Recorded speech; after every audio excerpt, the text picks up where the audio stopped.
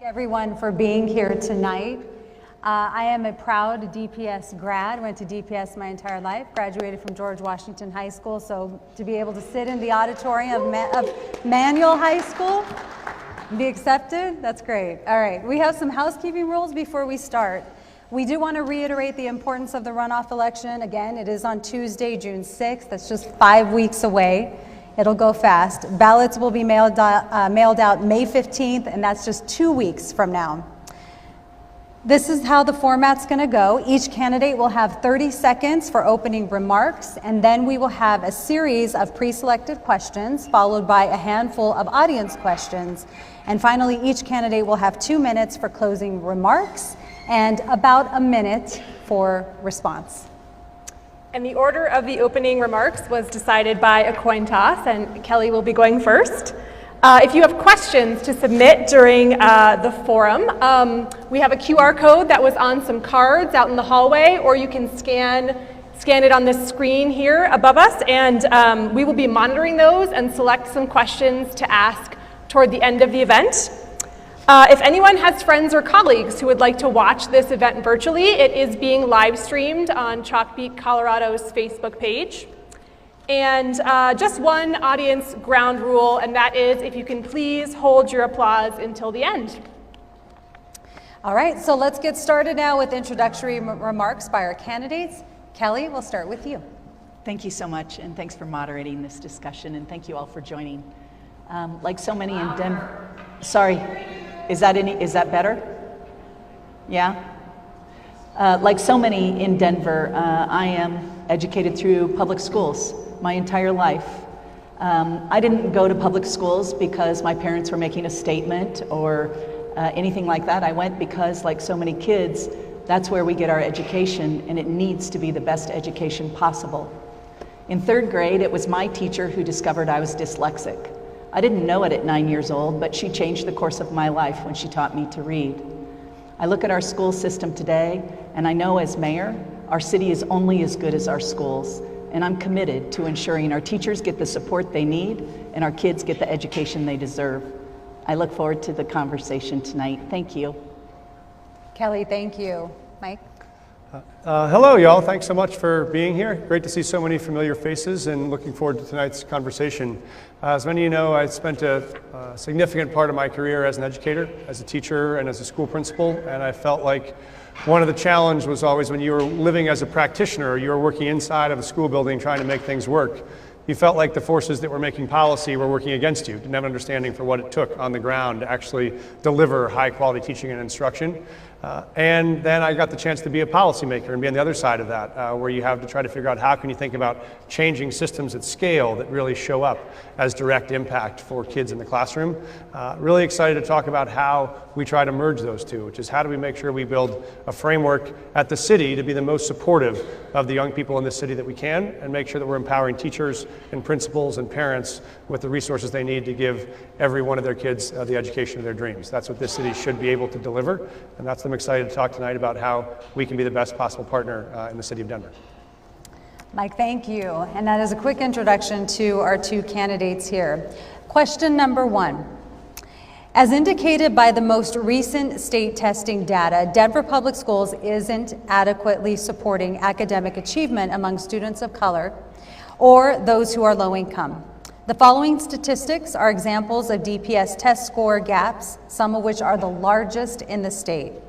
24% of Black and Latino students read at grade level. 72% of white students read at grade level. 9.8% of American Indian students do math at grade level. 62% of white students do math at grade level. 14% of students from low-income families do math at grade level. 44% of students who are not low-income do math at grade level. Obviously a discrepancy. Given that the mayor has no formal jurisdiction or authority over DPS, what role can the mayor play in addressing the equality gap among student groups? Kelly, we'll start with you. Today, we require one of the most educated workforces in the nation for the economy we've built, a knowledge-based economy. 3 out of 4 of our jobs require our kids to have a post-secondary education.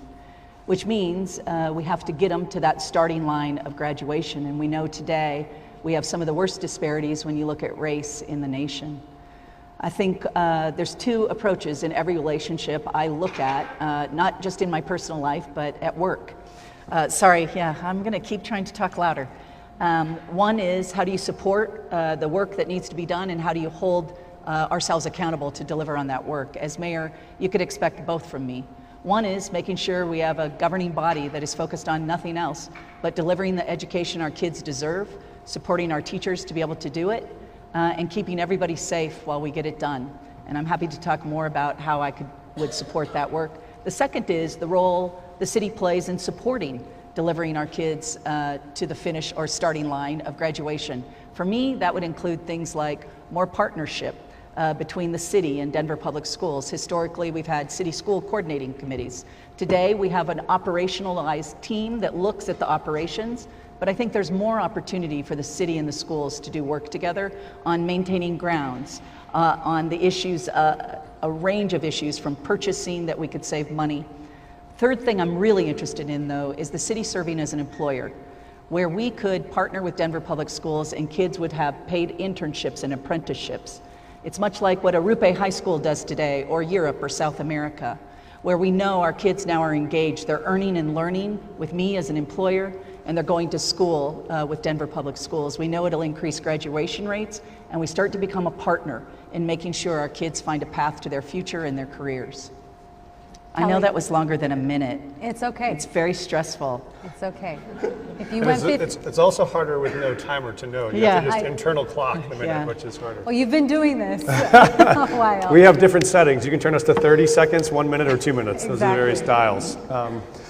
I think the data that you shared is certainly discouraging, but I think the powerful thing to know is it's not unavoidable. I think what many of the people in this room know is that demography does not have to be destiny. We have teachers and school leaders in this room and across the city who continue to show that it's entirely within our capacity as adults to make sure that young people that come into our doors, no matter where they started, have the capacity to meet their dreams, whether it is high school completion, whether it's college completion, whether it's the workforce.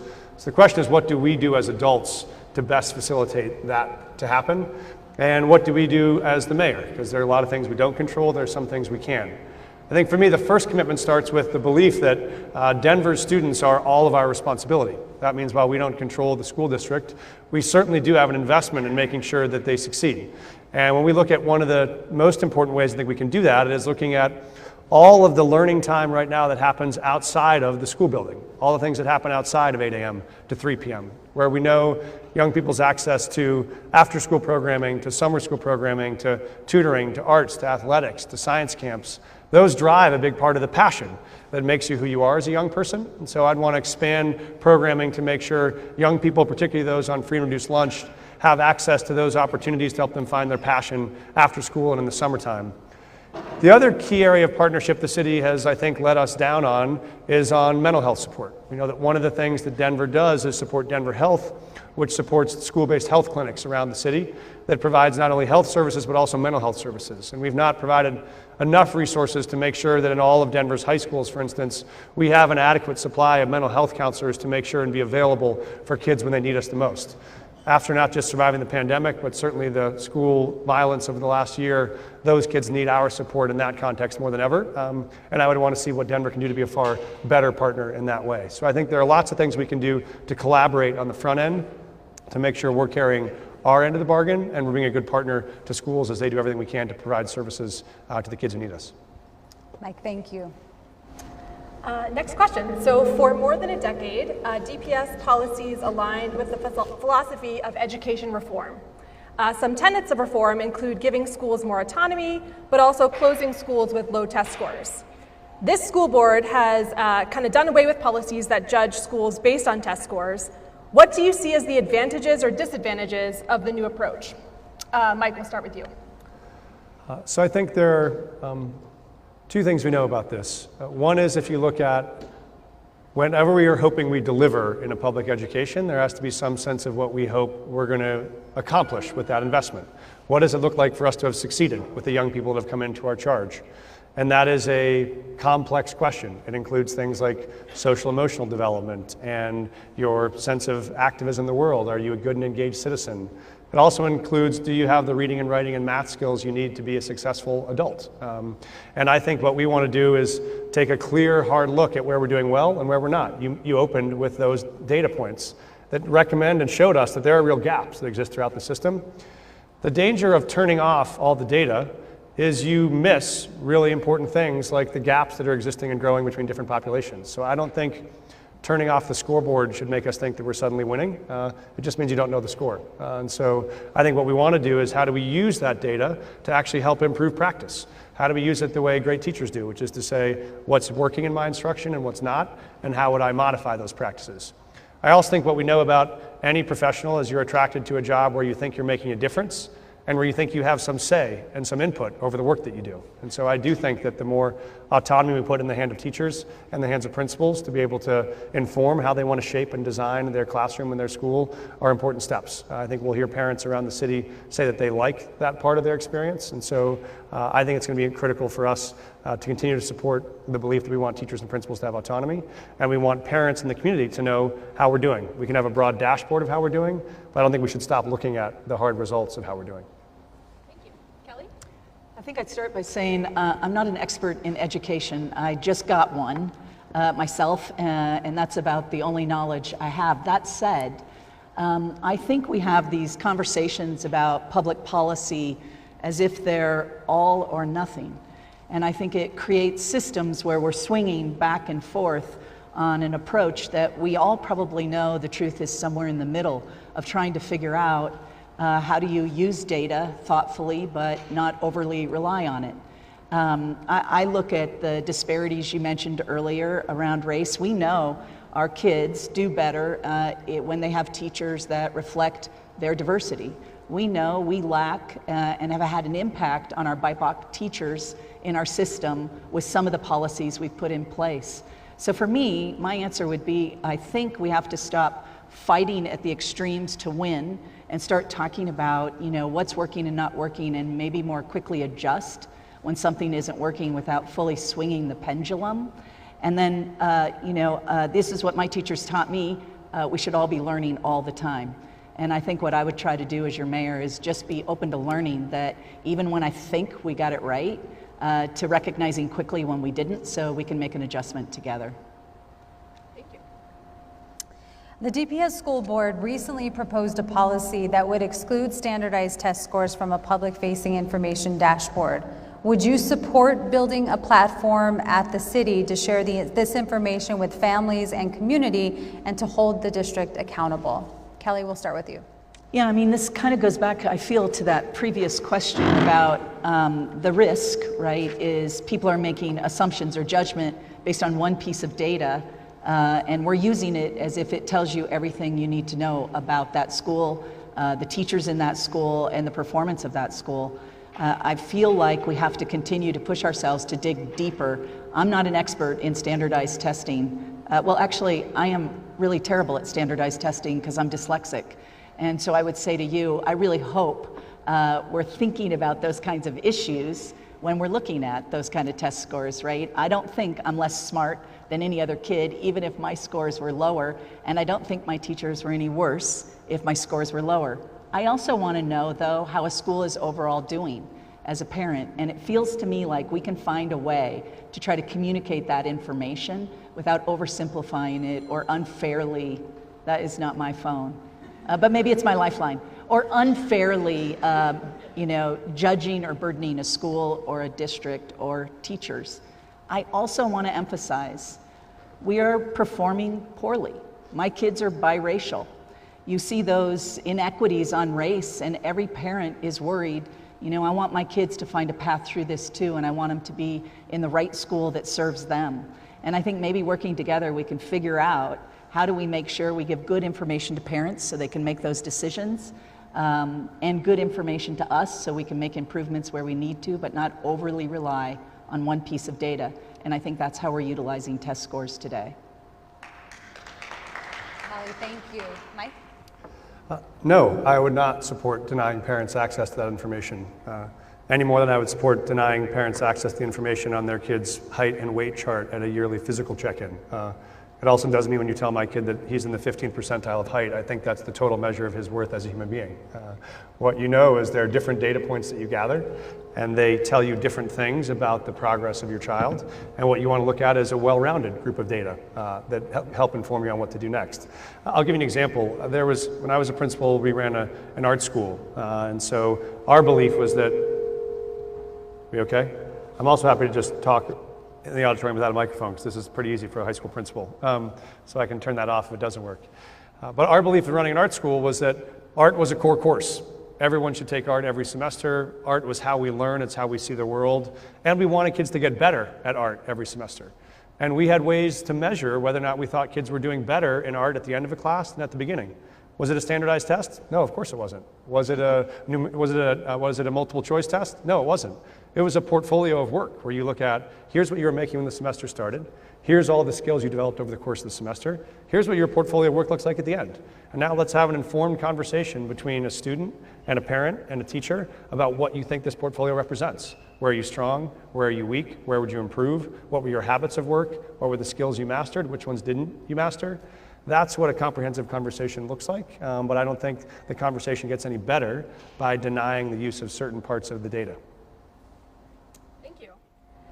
So we had some audience questions that were submitted ahead of time when you all signed up, and this is one of those questions. And the question coming from the audience is, what would you do to desegregate DPS schools? Mike, Kelly's turn? Mike's turn. Mike, we'll start with you. I won't control Denver Public Schools, and so I don't control assignment patterns or anything else that the school will decide on how to do that.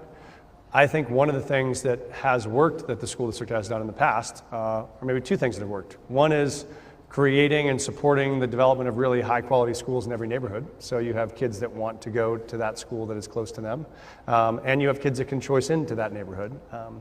And I think the other is being deliberate about where you place schools and how you create the attendance zones that surround them.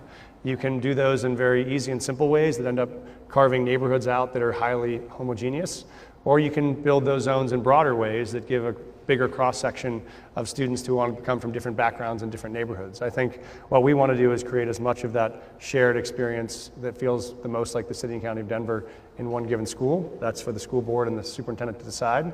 But one thing we can do directly as a city, which I would do, is make sure that we are building affordable housing all around the city, that we are making sure that teachers and service workers and nurses and the people that are selling you coffee can afford to live in neighborhoods all across the city, because if they can afford to live in all those neighborhoods, they can afford to walk to the schools that are existing in all those neighborhoods. When you have more segregation in housing, you have more segregation in schooling, and so I think one of the things we can do as the city, and this is one of the ways the school and the city can partner, is how we think about building more affordable housing distributed around the city so that it makes up school communities that are diverse and integrated. Thank you. Kelly? Yeah, I would definitely emphasize land use strategies here. We know that we continue to have separation, segregation in our communities, in our neighborhoods, and that's the key way that we can start to address this issue. You'll not only see my administration focus on affordable rentals throughout every neighborhood, but actually for sale homes, so people can start to choose to live in neighborhoods they never could have afforded, and their kids can access schools they never could have got them to. But I also want to highlight another issue, and that is my oldest daughter went to DSA. She graduated from there, and by the way, she is thriving. She'll graduate with her PhD in May of this year, and I'm just so grateful for Denver Public Schools, what you delivered for her education. She's the smartest person I know. But I share that with you because DSA was definitely a school where they were really focused on trying to make sure kids from diverse backgrounds, particularly kids of color, got access to them. I don't think as mayor I have responsibility or authority over it, but I would be committed to helping look at the barriers that prevent families whose kids would also be interested in going to DSA, from transportation issues to other challenges they may face, and working together to make sure kids are being able to get to those schools that work best for them. Kelly, thank you. Let's talk youth gun violence. It's on the rise. We've done several stories on it just recently. It's affecting schools, as we saw recently with the shooting inside East High School. This is a pattern that has affected a number of DPS school communities for years now. So as mayor, how would you address youth gun violence in the city? Kelly, we'll start with you. Yeah, this is, it's hard to even emphasize when you ask the question how little progress we have made on this issue. It's often discussed as that we've taken on the NRA in our history and we've won, but I don't think any of us feel like we've won. We owe a great debt to so many leaders in our legislature, and I have to highlight Senator Fields, who really has led so much of this work for us. And we've had a number of legislators this year who've led this work. I continue to support the bills they're carrying, including a ban statewide on assault weapons. I also support a ban on ghost guns because those are guns that are used for nothing else when you don't have a serial number than illegal activity. I would also support as mayor how we could increase gun buybacks. There are some cities in the nation having more success in trying to reduce guns on the street through that approach. But I'm also recognizing that the red flag laws may be some of the place we have some of our greatest opportunity. We know today that both suicide and in-home deaths with guns are the top two ways that people are losing their lives today. My family suffered this loss as well. And so I think engaging all of us in how we can be part of Red Flag and grateful that teachers can help look at these issues with us and try to identify where there's risk. I do support that schools be allowed to make the decision about having school resource officers in them, and parents and teachers and students coming with their principal coming together to make the decision about what that looks like, because I also recognize it probably looks different school by school, and I don't think that's a problem to have it look different school by school and how we try to improve safety for our kids. I want to highlight our East High School kids who have demanded action from us. And I feel, as an adult, embarrassed when I look at them that we haven't figured out how to keep them safe, and it's their leadership that is putting us back into this conversation. And so I guess what I would leave you with is this. I think we have to probably keep every single option on the table as we figure out, as a nation, I'll just focus on us as a city, our goal to keep our kids safe in our schools, but frankly in our community as well.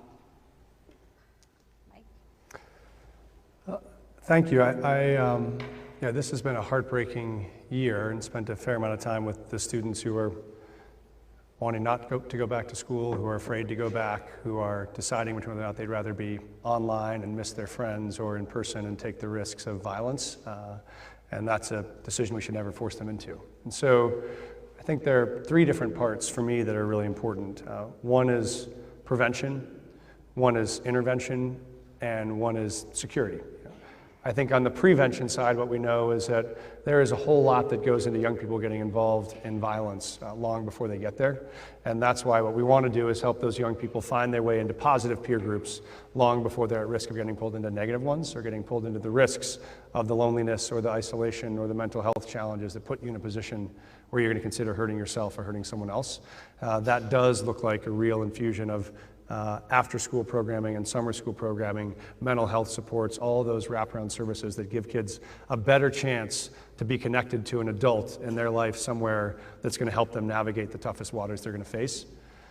And the second one is intervention. I've run 3 different schools, and I've run schools that serve kids with a whole variety of needs. And what we know is that when kids show you they are really at risk, you need to respond as adults. And that means if a kid is starting to get into activity that involve guns or access to guns, you have to wrap all the services around that young person you can.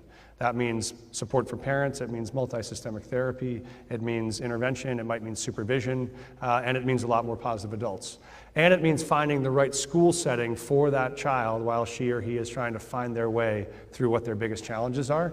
I think that means that we owe every child a fantastic free and public education. It also doesn't mean that a child who is at serious risk of hurting himself or someone else needs to be in a comprehensive public high school. There are schools that I ran that are great fits for those kind of young people. The school I ran had 40 kids and 12 adults with a psychiatrist and a psychologist and therapists on around the clock, and we're built to support kids that have real dramatic needs. I think it is completely unfair to expect a teacher or a dean in a school of 3,000 students to have to be able to frisk kids on the way in the door who may or may not have access to a firearm. I think that's not their job. And so for me, that's part of what we can do and must do better.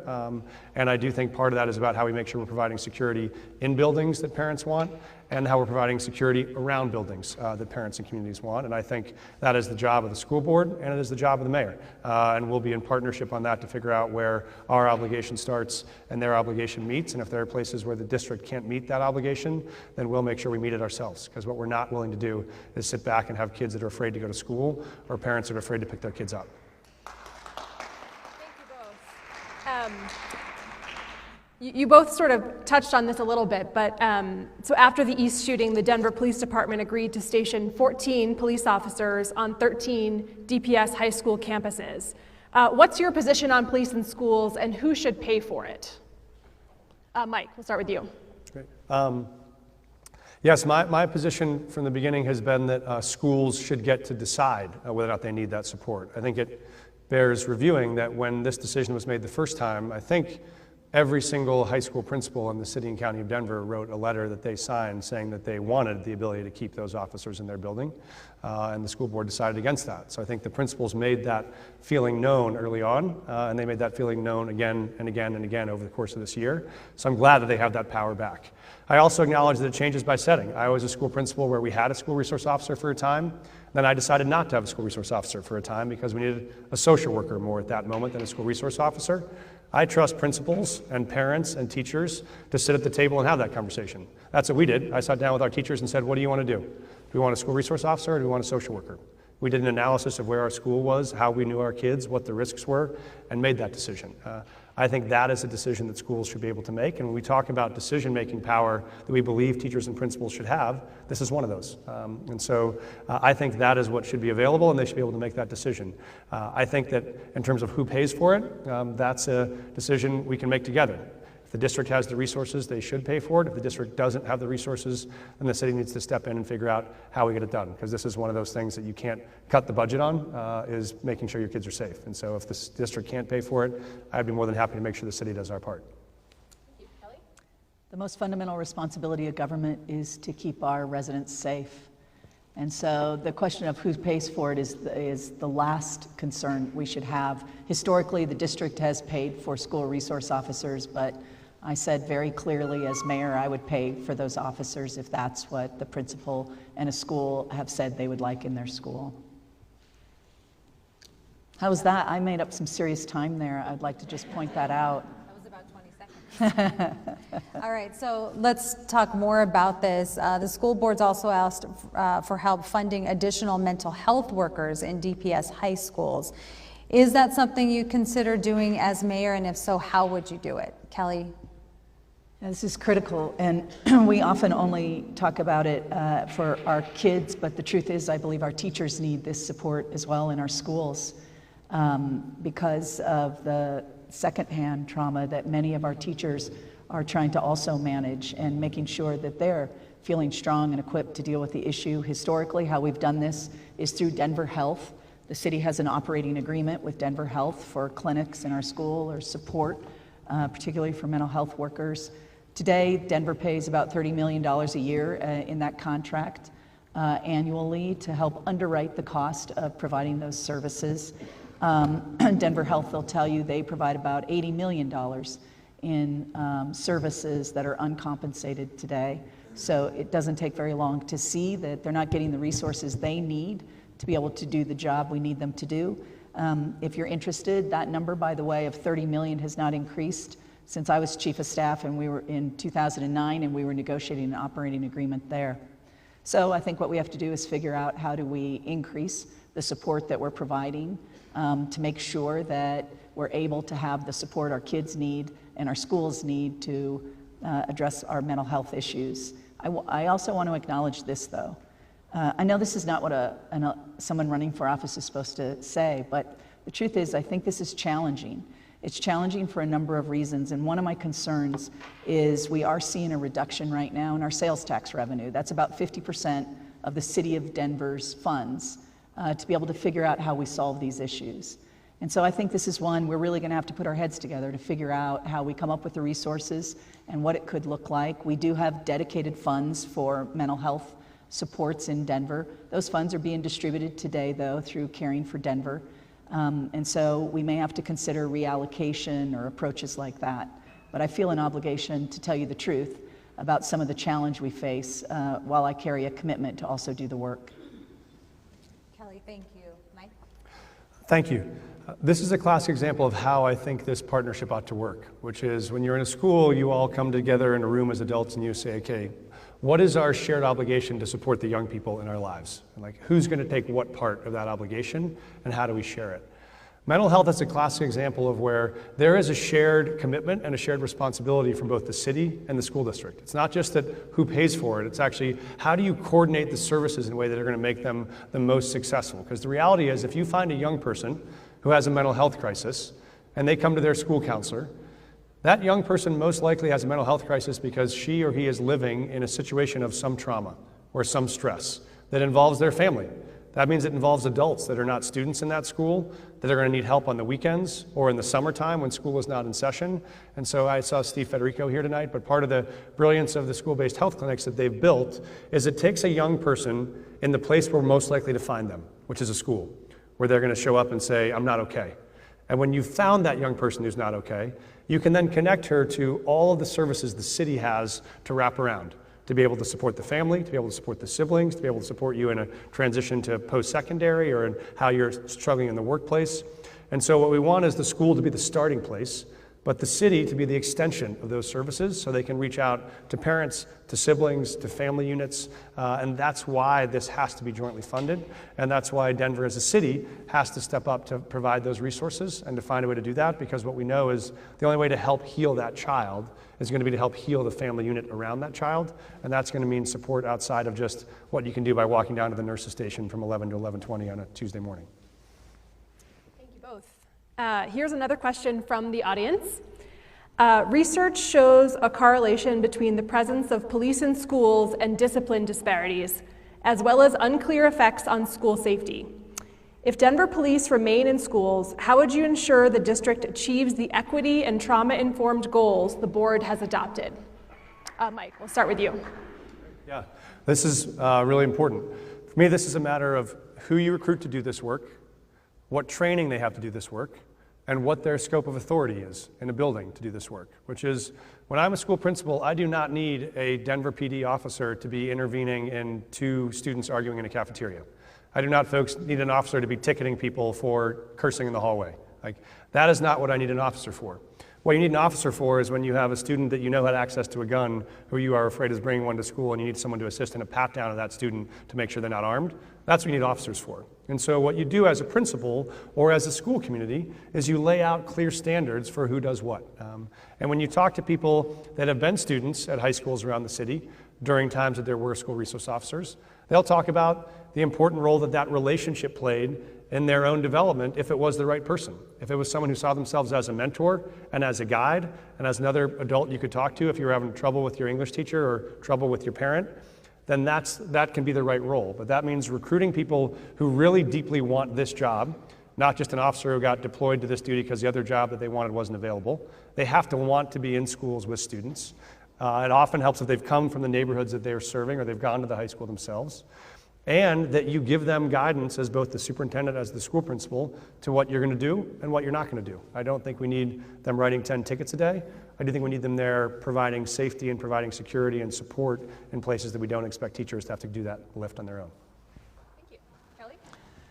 Yeah, I too would emphasize making sure you have the right officers in schools with the training and support and feedback, frankly.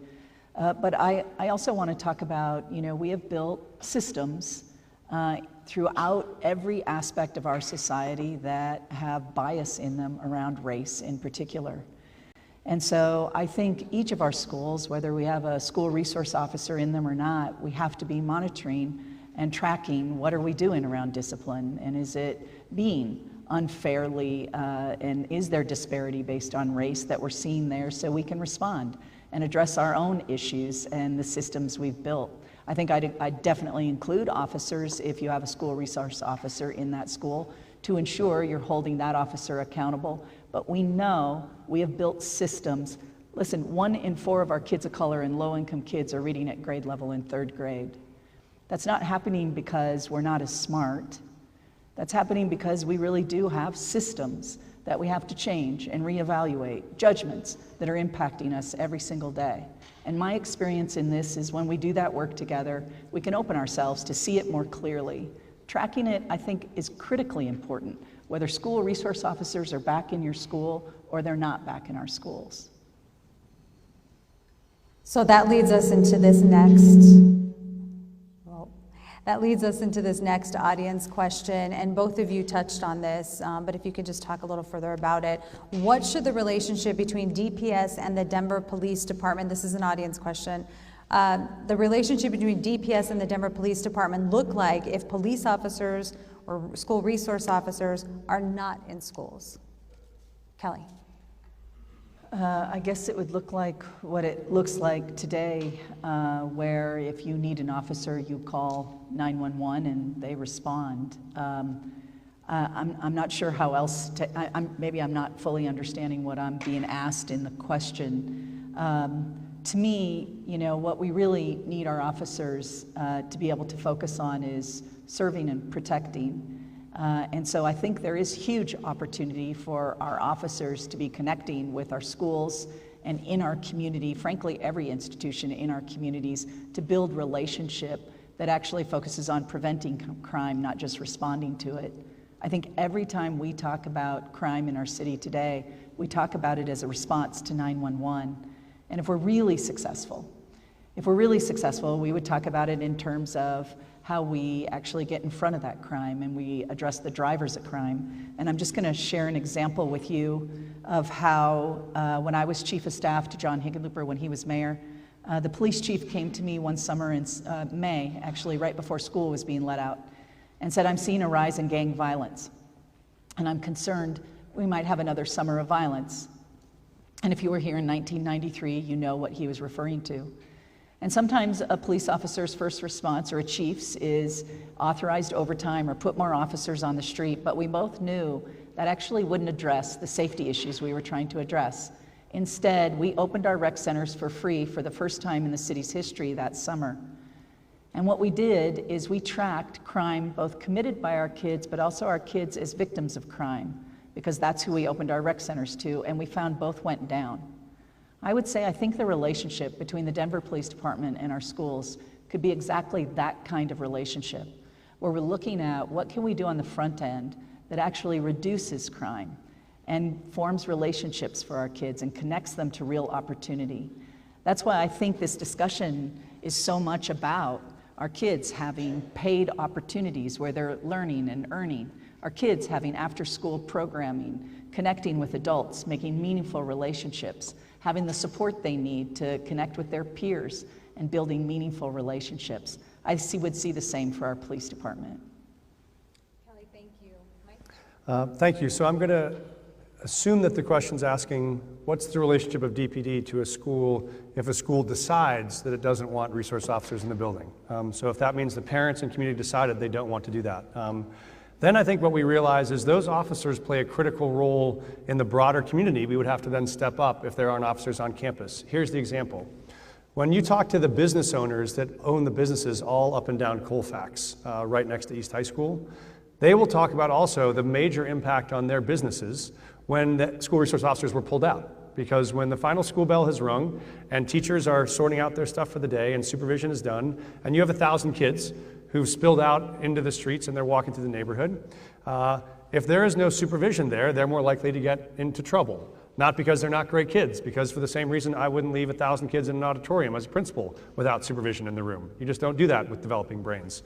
And so what they found is those SROs were not just the ones helping provide security in the building. They're the ones walking around the outskirts of campus at 4:15 when teachers are doing tutoring or doing follow-up after school, and they're keeping the broader neighborhood safe. the neighborhood where 2 of the shootings at East happened this year, outside of the school building. And so if you don't have someone that is on the campus being attentive to what's going on inside the campus and outside the campus, then yes, I think DPD would need to step up our support outside the campus. So if there was not supervision or support there, there would be some additional eyes and ears of adults to say, hey, how are you? How can I help? Where are you heading? So I think that is where you want a partnership to be able to say, what is your strategy for this campus? What are you going to provide? What are we going to provide? What's happening during school? What's happening after school? And how do we work together to provide a fabric of safety that is bigger than just 8 a.m. to 3 p.m.? Thank you. So moving away now from school safety, we're going to talk a bit about governance. So this question is, what steps would you take to ensure strong governance and leadership at DPS? Mike, we'll start with you. So again, I mentioned earlier, I think this starts with partnership. It starts with how do we work together on the things that we are aligned on? How do we make the city and the district get things done more effectively together? Including how do we do our part on things like mental health or after school or summer programming? It does mean directly communicating to the superintendent or to the board on things that I think aren't going well or decisions that don't make sense or aren't helpful for either the city or for the feedback I'm getting from teachers and parents. And it means being a voice for things that I think are important to make sure that the district is on track. I do think that this board has been more distracted by battles about ideology than it has about the core work of teaching and learning.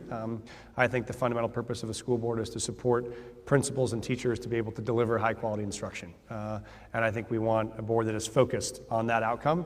And so I think part of my role would also be to advocate for leaders that I think are going to do a great job as responsible and educated and thoughtful people with expertise and applied knowledge to help guide the district in the right direction, and to advocate against folks that I don't think are going to have that positive influence on the schools. I think we know we can't build a great city without a great school district, and so our fates are tied together. And so I want to make sure we get a thoughtful and committed board that's really focused on teaching and learning as the major focus of their work.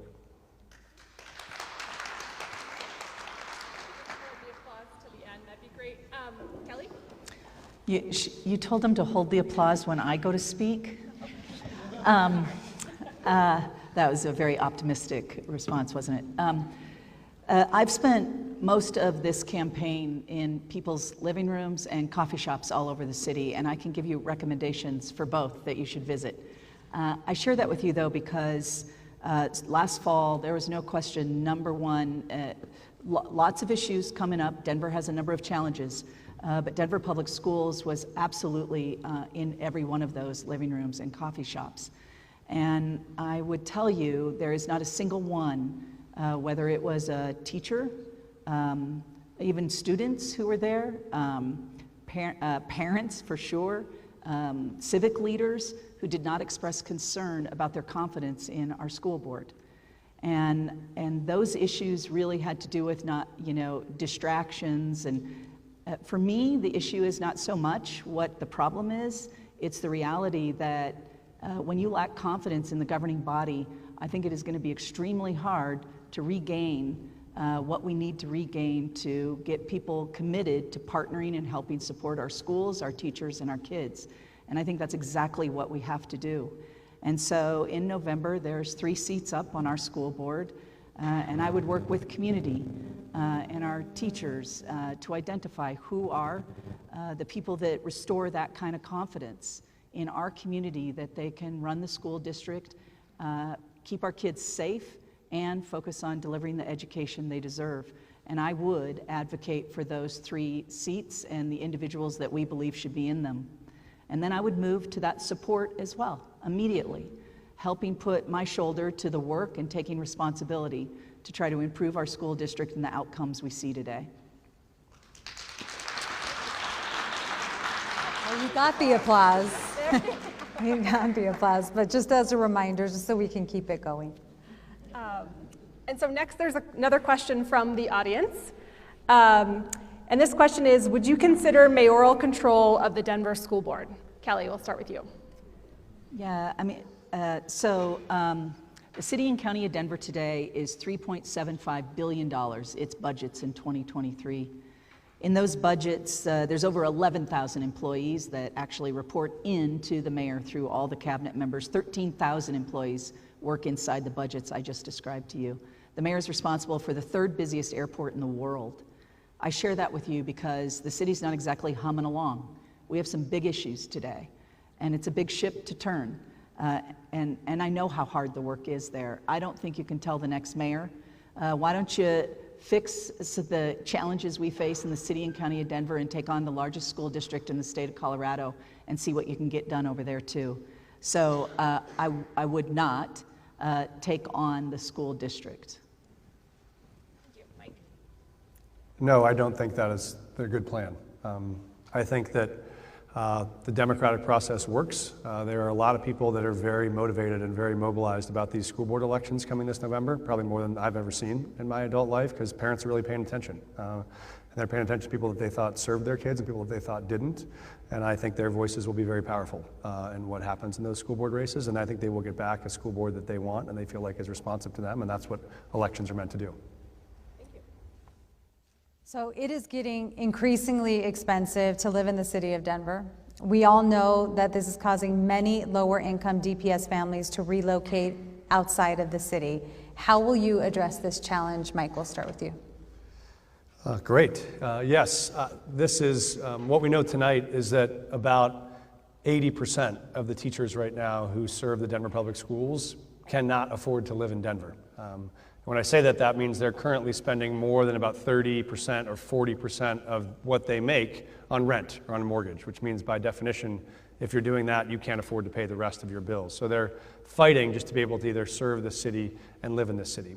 So to change that, what I would do is build or convert 25,000 units across the city to become permanently affordable units. And what that means is that anybody that makes about $100,000 a year or less would be eligible to move into one of these units. And the way they're structured is that you would never pay more than 30% of what you make to rent.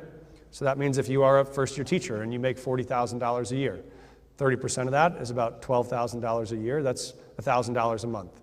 So your rent would never go up from $1,000 a month as a teacher if you were making $40,000 a year. And that's not for a year or for a couple of years or for 10 years. That unit is deed restricted to be affordable forever. So that means if someone new comes in and buys the building, doesn't matter, can't jack up your rent. If there's new ownership, new management team, can't change the rent structure. They're restricted to stay that way. And that dramatically changes the opportunity to get access to affordable rentals. The next most important step is home ownership. We want people to be able to actually own homes and stay and live in this city permanently. And there I would do two things. One is provide down payment assistance, which helps someone be able to buy a home for the first time. So you can get up to $40,000 or $50,000 of down payment assistance. If you have a good job and have good credit, but you don't have down payment, that helps you get into a home that you can own and pass on.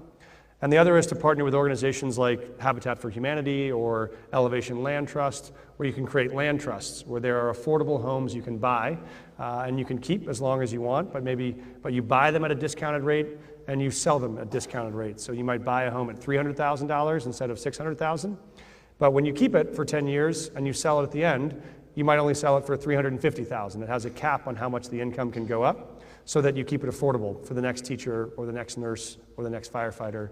So I would focus on both an aggressive plan to get affordable rentals across the city and an aggressive plan to get affordable home ownership so people can both build wealth and stay in Denver and can be able to live in the communities that they serve.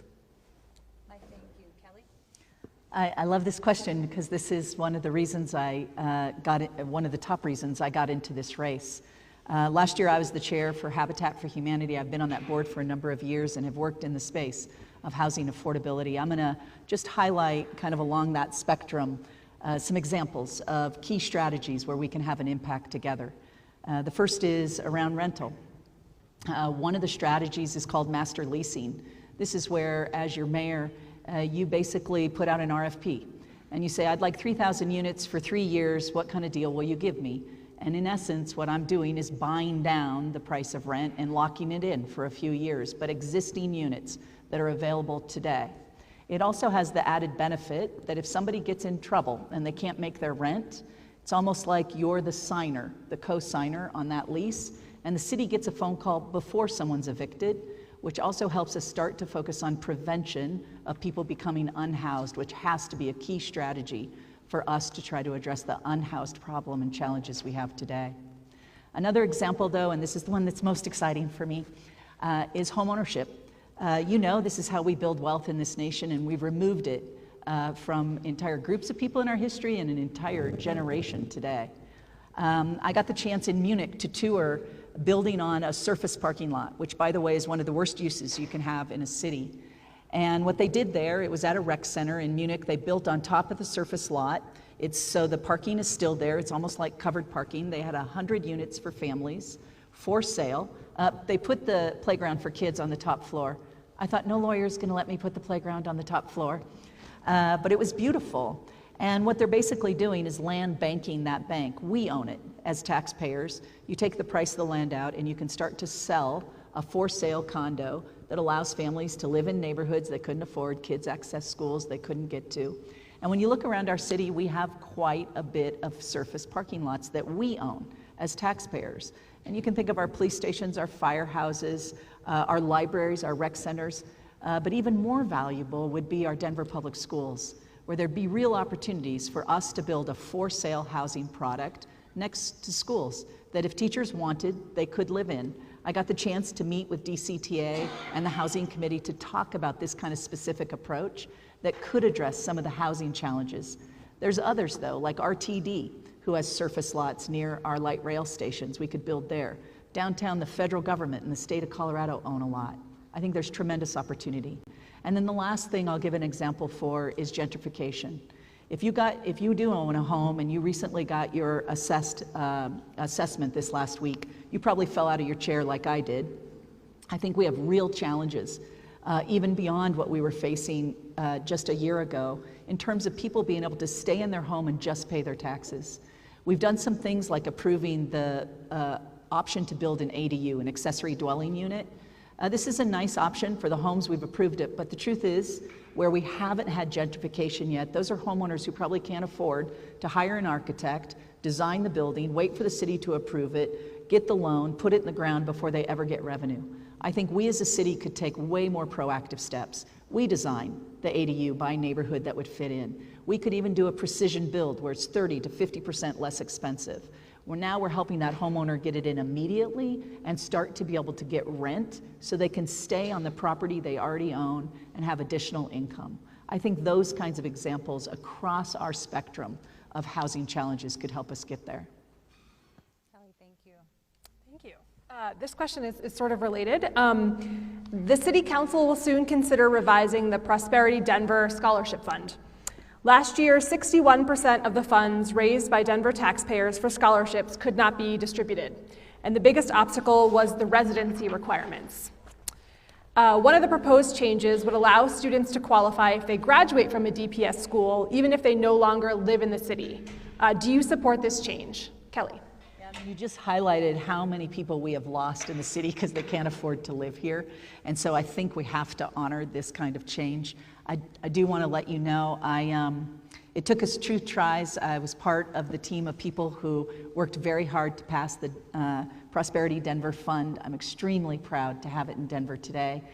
It serves 90% kids of color. It serves 80% first-gen kids. This is exactly why we built that fund, is so our graduates could see themselves and we could remove one of the biggest barriers, and that is the cost, to that post-secondary opportunity. I think it's not only looking at residency, but another thing I would strongly support is other post-secondary opportunities being expanded to include other apprenticeship opportunities and issues like opportunities like that, which are real career opportunities for our kids. So yeah, I think, by the way, there's another piece I want to really give a plug for, and that is a longer period of time, a longer runway for our kids to be able to take advantage of those funds. We know that traditional 4 years and you're done, or 6, it maybe is what it's become, but our kids are going even longer, and I think removing that could also be helpful.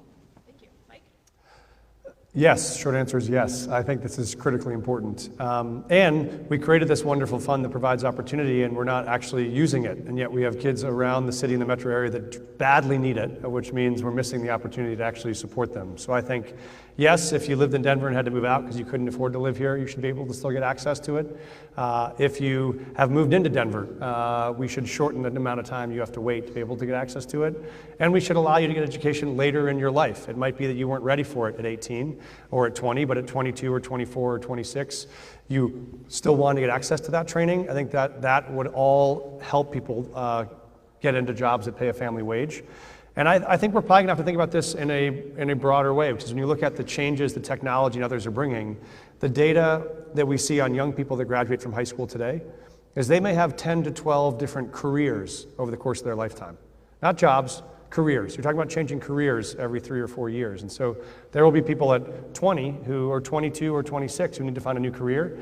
And we want to be able to provide access to that training. I see Noel Ginsberg, who's here, who's built CareerWise. There are so many great examples of apprentice-based programs where people can find alternative routes into skills. I think we have to diversify not just access to the great universities we have, but access to different kinds of workforce training where you might be able to, at 24, change careers, do 6 months of a workforce training program, and get immediately into a job that pays a family wage. And so I think the vision of this program was wonderful.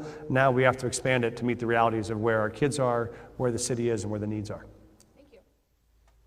So enrollment is declining in DPS, and the superintendent has talked about closing small schools. The school board has voted to close 3 schools so far. Do you think closing schools is the best way to deal with declining enrollment, and what would you suggest the board do differently, if anything? Mike? Yeah, I don't think it's my role to tell the board what they should do about how to balance their budget. I think what we know is there are major budget constraints, and some of the challenges is that you have more schools than we can support. Those require very hard decisions. I think we know surrounding districts have faced the same thing. Jeffco had to close a large number of schools. And so I think that's something the board has to take a clear look at. What is our budget? What's our capacity? And what's the best way to provide the highest quality education? And sometimes it might be if you have a large number of under-enrolled schools, those carry a very high cost compared to being able to have schools that are more at carrying capacity. I'll just say what matters most about this is the way we see the through line of how the different parts of what the city is struggling with connect. We've had a conversation about school closures, which seems unrelated to the conversation we've had about homelessness and public safety. But if you look at the fact that right now in downtown Denver, we have 3 or 4 of the most famous buildings in downtown Denver, Cash Register Building, Republic Plaza, those are now back in the hands of their lenders. Those are essentially defaulting. You have businesses that are closing in incredible numbers in downtown Denver. You have many fewer people who are back in person or are coming back to downtown because they worry about their safety or they worry about whether that's a place they want to go. When that happens, we have massively collapsing property tax, we have massively collapsing income tax rates, we have less revenue that support things like the Denver Public Schools, and then you have a big budget problem. That also means people leave the city because they're not sure they want to live in Denver anymore. They're not sure that, and then that also means you have lower enrollment. It means you have less revenue. So these pieces are all connected. What it's going to take to make sure to get revenue back into our schools to keep them viable is going to be connected to what it takes to revive our downtown, what it takes to help make sure we can support people who are unhoused, getting access to services, and how you can make sure people feel safe, again, in all of those neighborhoods, because those things together drive more and more families out of Denver, which drives down our enrollment, drives down our revenue, and also drives down our tax base, and that's what we can't afford to do. Mike, thank you. Kelly? Yeah, what this makes me think about is my own experience of running large and complex organizations, and frankly, DPS qualifies. And that is, there are always tough choices in organizations that are huge operations, and there's always challenges. To me, the answer is, what's the process you go through? So together, you're addressing what are the challenges and issues and trade-offs and engaging people. My advice would be transparency is key, and engagement to make those decisions so people understand the process. When I was chief of staff, we had to have massive reductions in 2009 in response to the Great Recession. And how we did it with, in the city's budget, about 70% of the workforce, 70% of the budget is employees, which means every single decision we made was probably going to impact an individual. And so we did it very transparently and openly, engaging our workers in that decision with us so we could get it right, but also not surprise people. When I think about school closures, because they're emotional and complex, they're financially based, I would suggest the board do it in a manner that is very transparent and open and engages the community, so you can see why we're coming to the conclusions we have to come to. Kelly? Kelly, thank you. We are going over some of the audience questions that are starting to come in now online. And so we want to ask this question coming in from an audience member at home. Families are leaving Denver for many reasons, which is having a significant impact on school enrollment. As mayor, what are the top 3 things you would do to make Denver the best place to raise children? Kelly? Yeah, I think some of the departure today is safety issues, and so making sure we have a mayor who can restore the safety in our city, throughout our city, because I think families are extremely concerned. I haven't been in a single neighborhood where people aren't worried about their safety and worried about having a mayor who can help address those issues. I was really honored to get, we have 1,500 officers in Denver today, and I was honored to get their endorsement this week with their confidence that together we can improve the safety of our city. I think affordability is the second issue that is causing many families to leave our city. And so you've already heard some of the strategies. Housing is the #1 strategy to address that affordability. And you don't have to go very far when you talk to a realtor about the #1 decision of where families choose to buy a home is their school and their confidence in that school. And so I also think really focusing on how do we restore confidence in our residents that we have a school system that will be great for their kids and deliver the results they want. Kelly, thank you. Yeah, I think the 3 biggest drivers of people leaving the city will be, do they feel it's affordable? Do they feel it's safe? And do they feel like they have access to great schools? I think those are the decisions people make over and over again. We've talked about affordability, and so I want to talk for a little bit more about safety, because I do think that is true across the city, and I want to talk about what I would do as mayor on this, which is I believe we need 200 more first responders on the streets of our city, and I use the term first responders because what you know is you need different people to respond to different situations based on what the challenge is. If you have someone in a mental health crisis, you actually don't want to send an officer at all. That's probably the worst person to send to that situation because they're going to escalate the anxiety in that situation, not de-escalate it. If you have someone who's in a physical health crisis, a potential overdose, you want to have a paramedic or an EMT on site. You don't necessarily need an officer. But if you have places where there is an assault or there is a break-in or your car's been stolen or there's been a shooting, you do want to make sure that you have officers that can respond. And right now, we are so short-staffed on each of those roles that the problem is we're not able to do any of them well. This is why you can call 911 right now and you can get put on hold in the city and county of Denver. That is a reality. This is why right now, if you're in downtown, 6 out of the 8 calls that officers respond to are related to homeless encampments, which means you have officers over-deployed to places they can't make an impact, as well as other potential professionals can, and you don't have their capacity to be able to deploy them in the places where you do need them. And last, and I think most importantly, it also depends how we engage in this kind of community building, which is what you actually want with officers, is you want real, authentic, community-based policing. You don't want people in squad cars and paramilitary uniforms racing around the streets. You want people out walking the beat, talking to neighbors, building relationships, talking to business owners, understanding what the concerns are, being able to be there to prevent crime before it happens in the first place. The same thing teachers do when they walk the hallways and principals do when you walk the hallways, is be a pair of eyes and ears that are present all the time to give people a sense of safety and stability and accessibility. That's what I think we can do and must do. There are also some common sense things, like Denver is right now the worst city in America for auto theft. And yet, despite the fact that that's true, we do not have an auto theft unit in our police department. We do not have a group of officers dedicated to preventing, investigating, and bringing charges against those kind of cases. We have to be able to take that on in a very different way. I also think we have a significant challenge with both mental health needs and untreated addiction needs on our streets that are not getting improved. People are in a revolving door between going to jail for a night and going to the emergency room for a night and being back in the street for a night. We want to be able to create systems that provide people access to actual treatment, both for mental health treatment, outpatient or inpatient, and addiction-based treatment, outpatient or inpatient. So people that are struggling with those needs are actually getting into cycles of treatment that get them healthy, which we're not currently doing at the capacity we need to. Mike, this next question is for you, and then we'll follow up with a separate question for Kelly. Mike, you've talked a lot about developing more robust after-school and summer programming for youth. How would this system look different than the current one, and how would you overcome staffing shortages? Great question. question. Thank you. I think the way that we've been envisioning this program is to think about it as one where right now we have a couple of challenges. Young people don't have access to programs. There are a lot of small community-based nonprofits that struggle perpetually to be able to raise money to be able to provide programming. And parents have a hard time getting access to childcare after school. So all three of those are combining not to work. I think the traditional program gives a lot of block grants to larger providers that do that service. I think what we're envisioning in this model is one where you would allow parents and families to identify the services that they most want. If they want tutoring after school, they could be able to choose that. And actually teachers that are on that campus could provide that tutoring, and we could pay them for that direct service.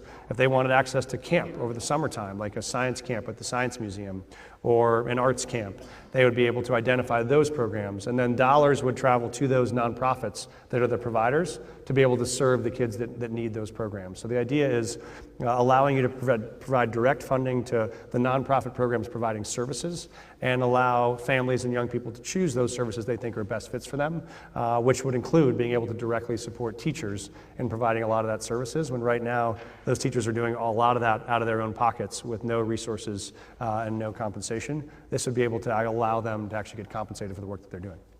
Great, thank you.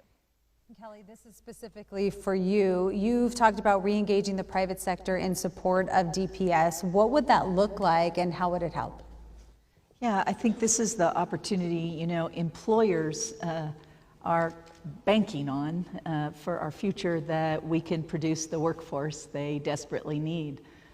The team that we graduate from Denver Public Schools is the exact team they need to be able to hire to support their businesses. And so I think their investment in our schools could look like almost adopting school by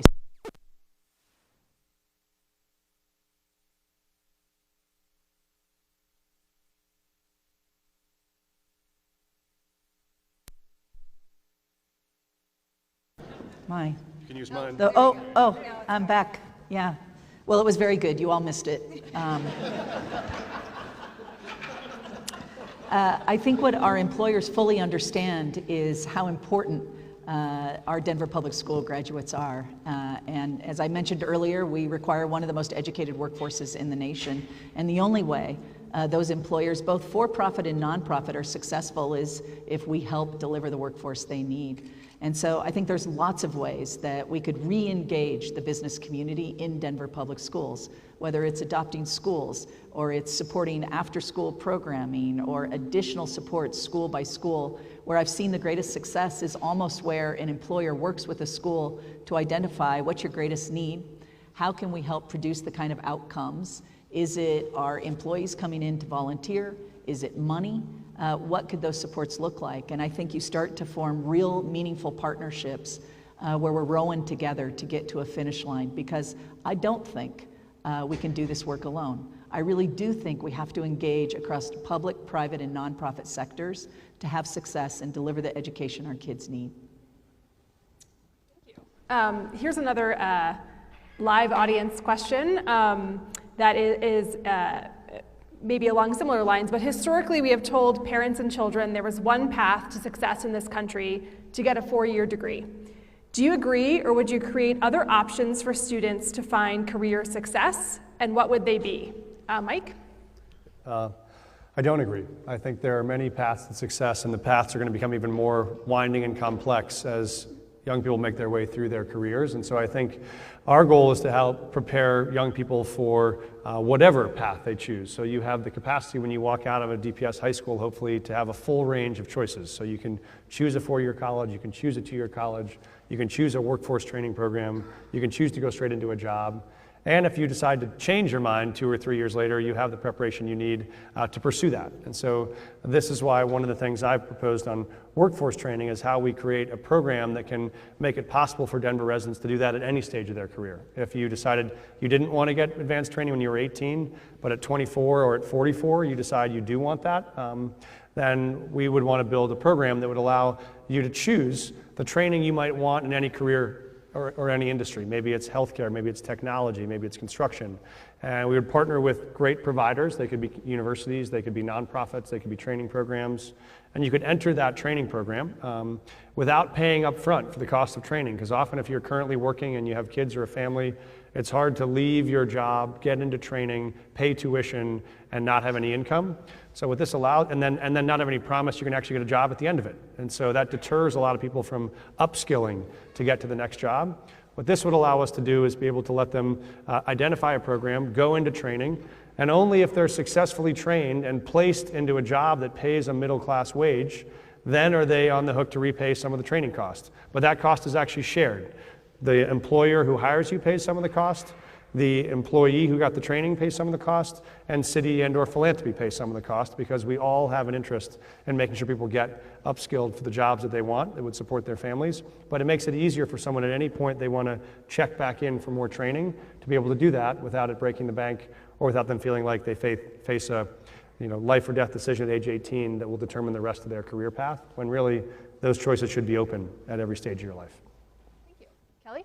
I'm so glad I get to answer this one. I absolutely don't believe it's the only career path. When I was at the Chamber of, this is a great example, by the way, of how we can engage private sector or nonprofit sectors, frankly, even the public sector.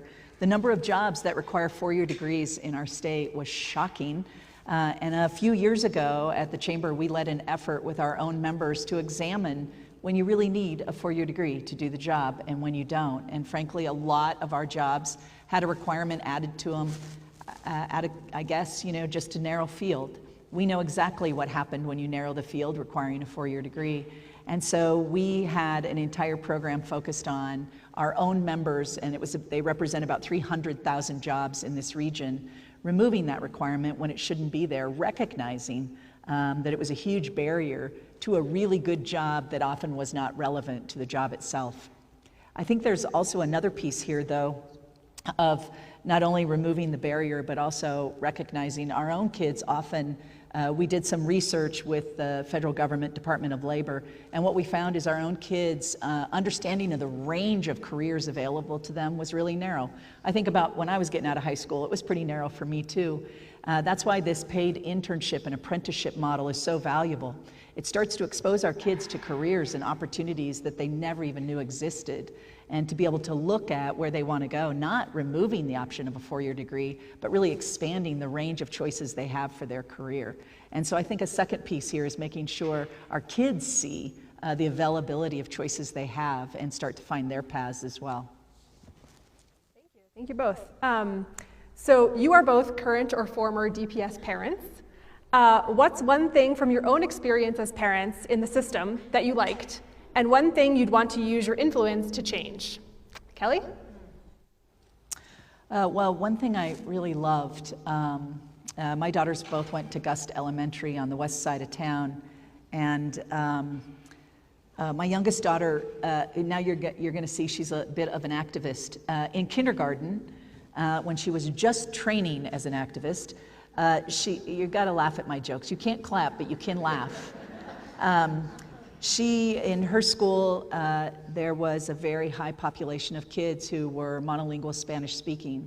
And my daughters at that age did not speak a second language. And so my youngest daughter said, I want to create a Spanish club where I could actually learn from my peers in school and have more time together where I could learn Spanish in the school. What I loved was the power the principal had to help us be able to create that opportunity for the kids, the kind of community it created and how it brought us together as a school.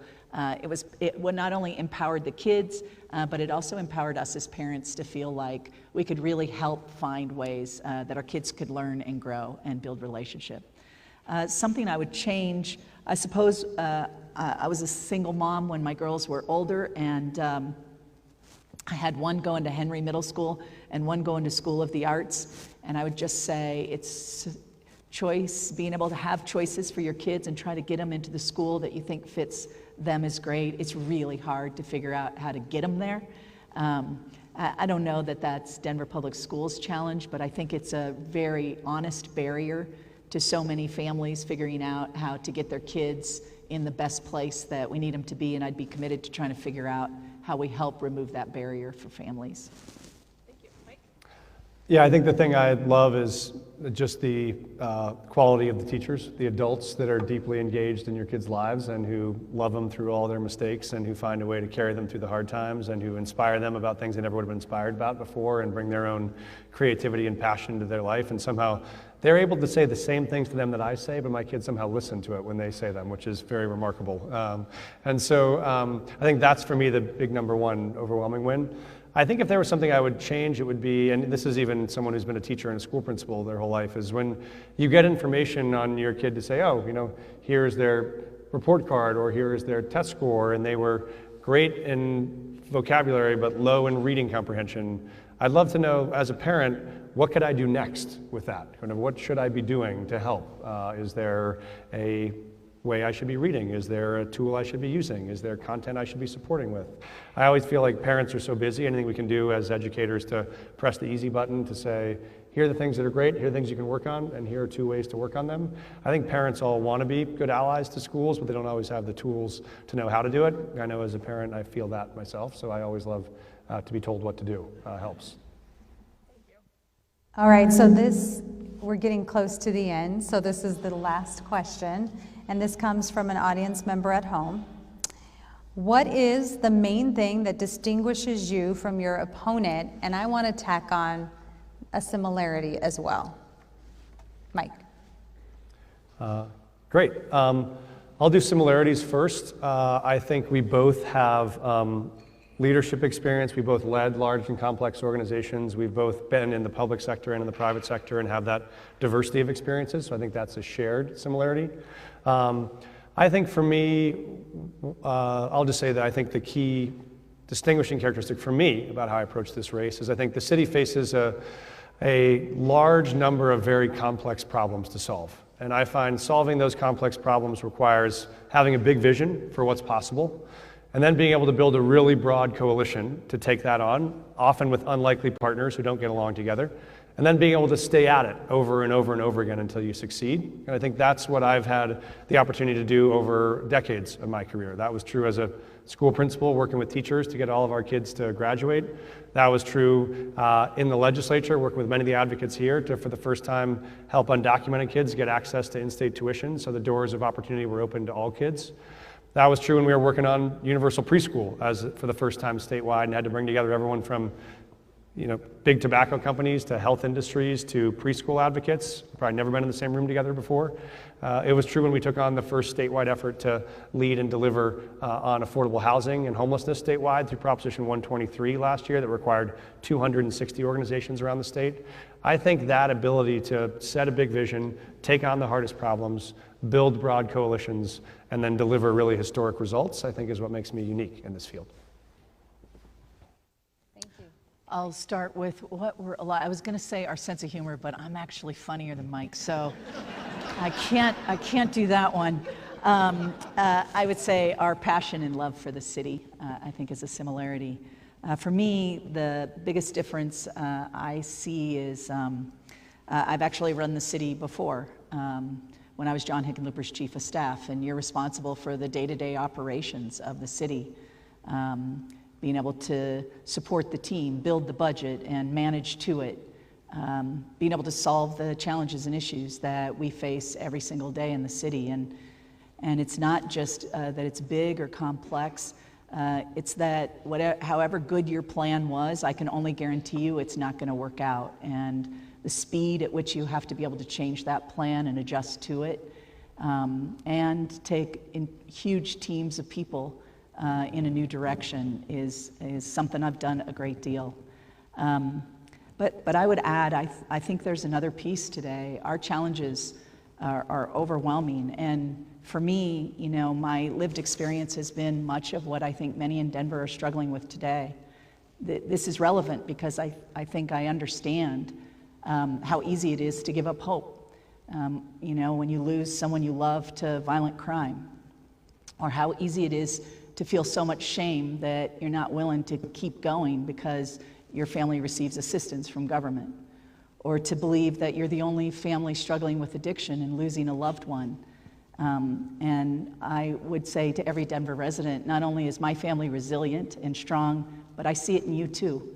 and I can help find a path through those issues today. And to me, I think that is critically important that residents understand I see them and I could see a path forward for all of us. And then the last thing I would say is I've never run for office before. That's probably evident. Maybe more importantly, though, I'm not running for another office. Every decision I make will be about this city and its residents and what's best for us, never about my political future. So I want to thank you both for answering all of the questions. And now you have the opportunity to provide your closing remarks. Since you won the coin toss, Kelly, for the opening remarks, Mike, we can start with you. Thank you all so much for being here and for taking the time. And I think this is a complicated conversation because you all are here because you're deeply interested in what is going to happen for the future of Denver Public Schools and for education in the city. And you want a mayor who is going to be a good partner, even though that mayor doesn't directly control the school district. And so that is what tonight's conversation is about. I just want to say first a huge thank you to Educate Denver, which I think is a great example of civic leaders who came together to say, we believe that something better is possible, and we're going to be responsible for pushing all of the entities that have oversight or involvement with our kids to do that, whether that is the city, whether that is the school district, whatever outside partners that requires. We're here and we'll stay here, so thank you for your leadership on this and for staying at the table. I think for me, one of the reasons why this role is so important is I do think that it really matters for the fact that I've been a teacher and I've been a principal and I've faced the day-to-day challenges that we know teachers and principals are facing across the city.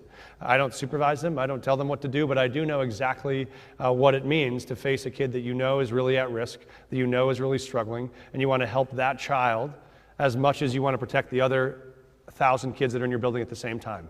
And that is the hardest of dilemmas. And you know what it takes to be able to answer the question of how do you make sure every single day you're focused on making sure kids are improving their skills in reading and writing and math, and also make sure you're attending to the huge holes they might have in their heart for all of the mental health crises or challenges they're facing in their own lives. And how do you show up with that full spirit to do both? And how do you be a partner? How do you be a partner in places where you don't have direct control, but what you do have is deep aligned interest and love for the city and the kids and the families you're trying to support, and to say you will be there as a partner in the times that you're needed. You'll be there to be able to push when we need to push, be able to help when you need to help, and be there to be able to hold the district accountable in places when it's not delivering on the promise that you expect.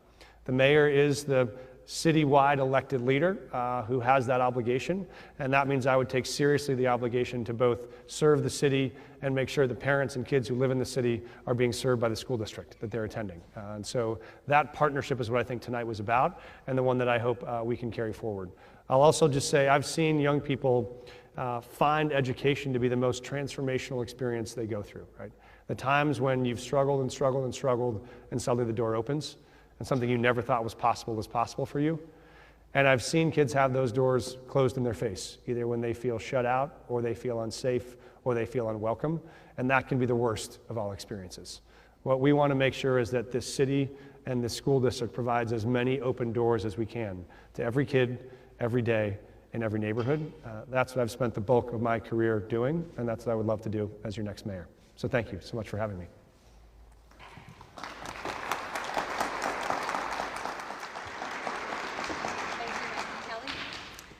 You know, we started this conversation tonight talking about a city is only as good as its school district. But I want to close by saying I also understand a school district is only as good as its city. And on my end, we have work to do too, if you elect me as your mayor. And so I want to talk about my obligation and commitment to build a city that also makes sure our school district can be successful too. You know, every single thing I have in my life, every beautiful thing, came because I chose this city to move to in 1986 with my husband. My girls got a fabulous education. We have lived in diverse neighborhoods all over the city. We've been, grown more beautiful, and our hearts are fuller because of arts and culture that we've been able to experience here. We started a business and started a family. And the outdoor lifestyle here is second to none. I really believe that, and I'm so grateful. But I also felt a sense of community in every single part of my life. And I think today many of us are talking about that maybe some of these things are lost, or at least they're at risk if they don't feel lost. I still see them. I know we can restore these things and make sure that every single person, when they're my age, old, they can sit in front of you and say, every single beautiful thing I have in my life is because I chose either to stay in Denver or to come to Denver to create that future with my family.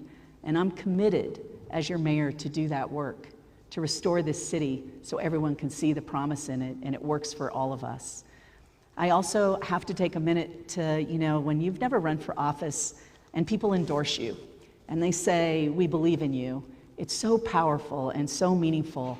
And I want to say, when people say to me, Kelly, your word is good, that's why we're endorsing you, to Mayor Webb and Representative Wilma Webb, or to former Governor Ritter, who says, because I know you have the experience needed to make these changes and improvements, or the 6 mayors in the metro area who are in office today who say to me, we know that you can lead this work around homelessness and help us make progress as a region. Or to the 5 former mayoral candidates who sat on this stage with me and have endorsed me saying, we believe you're the right person to lead us forward. I feel like I'm doing in a partridge in a pear tree in a minute, but I'm honored by their support. And what I would say to each of you is I would love to have yours as well, your endorsement and your vote, so we can do this work together. And I'm so grateful for your time. Thank you so much, and thank you.